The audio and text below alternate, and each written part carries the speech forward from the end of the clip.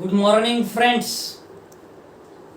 Integral ट्रान्सफॉर्मच्या lecture number 39 मध्ये एका नवीन आर्टिकलला आपण सुरुवात करणार आहोत. आर्टिकल नंबर 13.27 ज्याचं टायटल आहे इनव्हर्स लाप्लास ट्रान्सफॉर्म्स ऑफ इंटेग्रल्स. याच्या आधीचा आर्टिकल, लास्ट आर्टिकल आपण inverse Laplace transform of derivative बघितलं होतं. हे inverse Laplace transform of integrals आहे. याचा अर्थ नॅचरली याच्यामध्ये इंटिग्रेशन असलं पाहिजे. या फॉर्म्युल्यामध्ये बघू मग. Laplace inverse in bracket integral s to infinity capital F of s ds which is equal to f of t upon t, किंवा यालाच काय लिहिता येईल आपल्याला, which is equal to 1 upon t Laplace inverse in bracket f of s. आणि आपल्याला माहित आहे Laplace inverse f of s म्हणजे t होते. Sorry, Laplace inverse f of s म्हणजे f of t होते, नॉट t.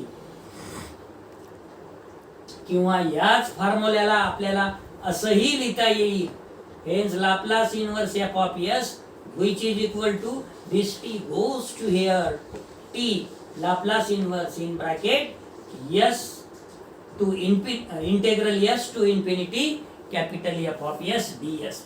या फॉर्म्युल्याचा वापर करून आता आपल्याला पुढील एक्झाम्पल सॉल्व करायचे आहे. Example number 40 on page number 832. काय आहे? Obtain Laplace inverse in bracket 2s upon s square plus 1 bracket मध्ये त्याचा वर्ग. Solution, we have Laplace inverse in bracket 2s upon s square plus 1 bracket मध्ये त्याचा वर्ग. मित्र हो, आता आपल्याला हा फॉर्म्युला वापरायचा आहे. Laplace inverse f of s which is equal to t into Laplace inverse integral s to infinity capital f of s ds. इथे कॅपिटल f of s किती आहे?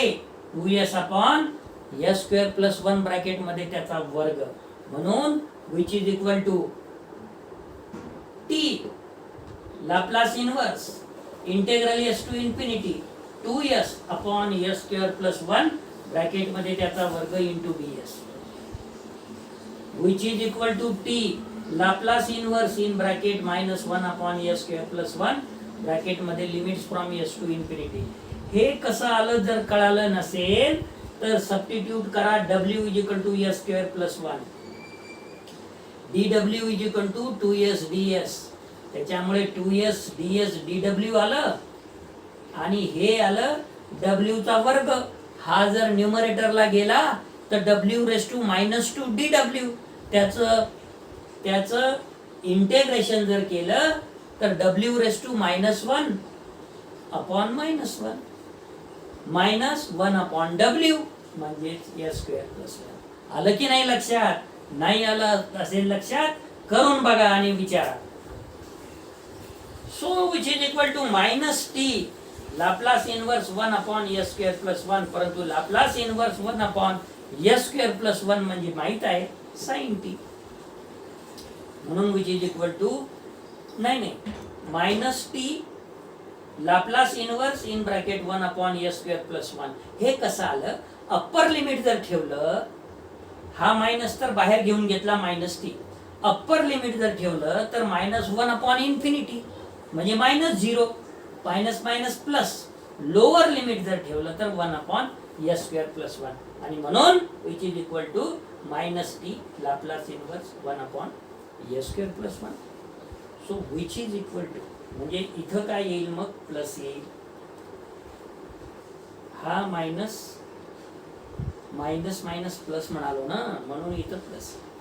So which is equal to t sine t Laplace inverse 1 upon s square plus 1 is sine T.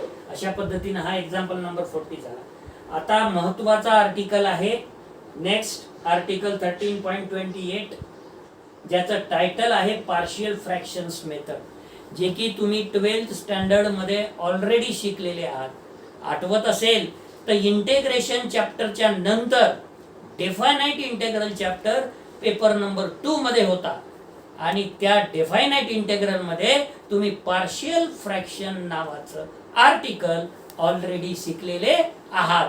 त्यामुळे मला असं वाटते तुम्हाला हे कठीण जाणार नाही आणि आपण आता ते बघू. पार्शियल फ्रॅक्शन मेथड मध्ये example number 41 on page number 832. काय आहे example? Find the inverse Laplace transform. Inverse Laplace transform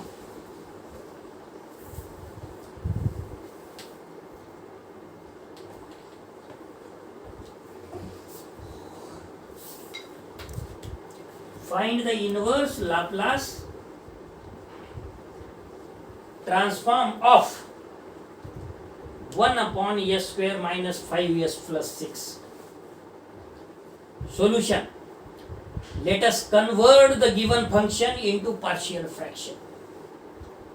Laplace inverse in bracket 1 upon s square minus 5s plus 6 which is equal to Laplace inverse 1 upon s minus 2 s minus 3 याचे factor पडतात. Partial fraction मध्ये हे जर आपल्याला पुढे सोडवायचं असेल तर consider 1 upon s minus 2 s minus 3 ला आपल्याला लिहिता येते a upon s minus 2 plus b upon s minus 3. मग दोन्ही साइडनी s minus 2 s plus 3 ने मल्टिप्लाय करायचं आणि determine a and b, a आणि b काढायचं. a काढण्यासाठी आपल्याला एक वेळा s is equal to a किंवा b काढण्यासाठी आपल्याला s इज इक्वल टू 2 ठेवावं लागेल आणि एक वेळा s इज इक्वल टू 3 ठेवावं लागेल आणि a आणि b ची व्हॅल्यू मिळेल.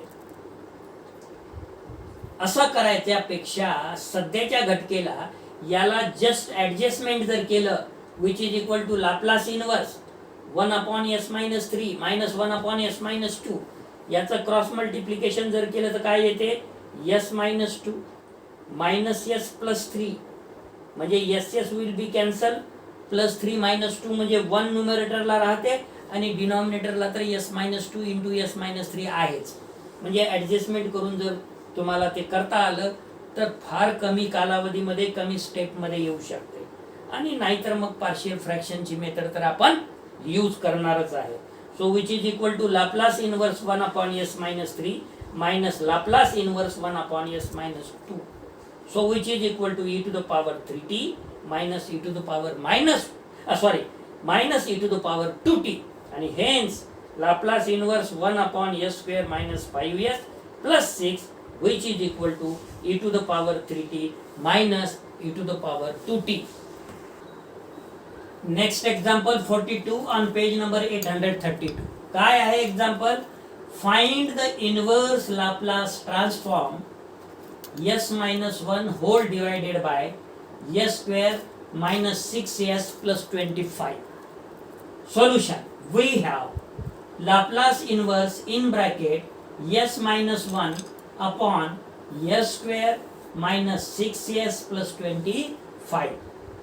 या 25 ला आपल्याला 9 plus 16 लिहिता येते आणि का बरं लिहायचं हो 9 plus 16 तर s square minus 6s plus 9 हे s minus 3 चा परफेक्ट स्क्वेअर होते आणि 16 4 चा परफेक्ट स्क्वेअर होते आणि न्यूमरेटरला जे s minus 1 आहे तिथे जर मला s minus 3 लिहायचा असेल तर मी प्लस 2 करू शकतो. So which is equal to Laplace inverse आधी लिहिलं Laplace inverse s minus 1 upon s square minus 6s plus 9 plus 16.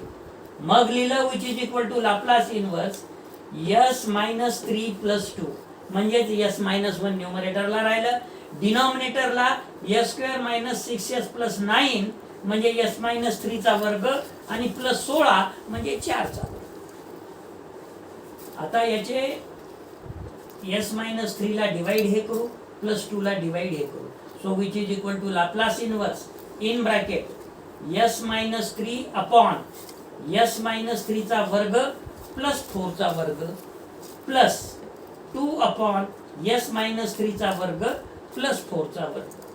आता पहिल्या याच्यामध्ये तर फॉर्म्युल्याच्या फॉर्म मध्ये आहे परंतु दुसऱ्या मध्ये मात्र आपल्याला इथं 2 च्या जागी किती पाहिजे 4 पाहिजे. मग आपण 4 लिहून टाकायचं का हो? बिलकुल नाही लिहायचं. मग आपल्याला 2च्या जागी जर 4 पाहिजे असेल तर काय करू? 2 न गुणाकार करा, 2 न भागाकार करा. मग 2 × 2 4 इथे आलं, डिवाइडचा 2 इथे आला आणि +1/2 Laplace inverse in bracket 4/(s - 3) वर्ग + 4. आता दोन्ही टर्म फॉर्म्युल्याच्या स्वरूपामध्ये आलेलं आहे. आणि फॉर्म्युले तर मी वारंवार आपल्याला सांगत आहे की रिकॉल करा, आठवण करा, वाचन करा, लक्षात ठेवा आणि ते तुम्ही ठेवत आहात. त्यामुळे which is equal to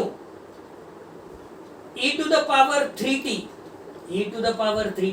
into Laplace inverse in bracket s/s² + 4 चा वर्ग प्लस e⁻³ अपॉन हे 1/2 लाप्लास इन्व्हर्स 4/s² + 4².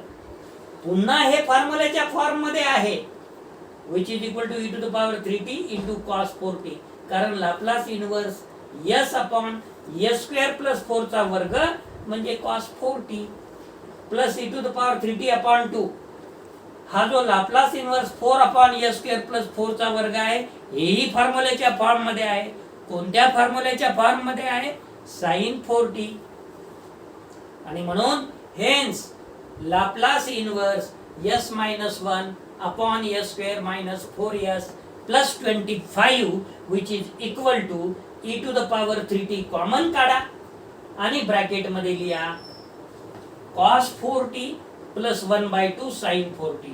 काय करता येईल? एक स्टेप आपल्याला पुढे असं जाता येईल e⁻³ in bracket cos 4t plus 1/2 sin 4t. आणि अशा तऱ्हेनं हा एक्झाम्पल कंप्लीट झाला. आणि मित्रहो, जेव्हाचे तेव्हा जर व्हिडिओ वॉच केले, ऐकले नीट आणि तेव्हा जर अभ्यास केलं तर आपल्याला व्यवस्थित आठवण राहील. तर आज आपण या लेक्चरसाठी इथेच थांबणार आहे. धन्यवाद.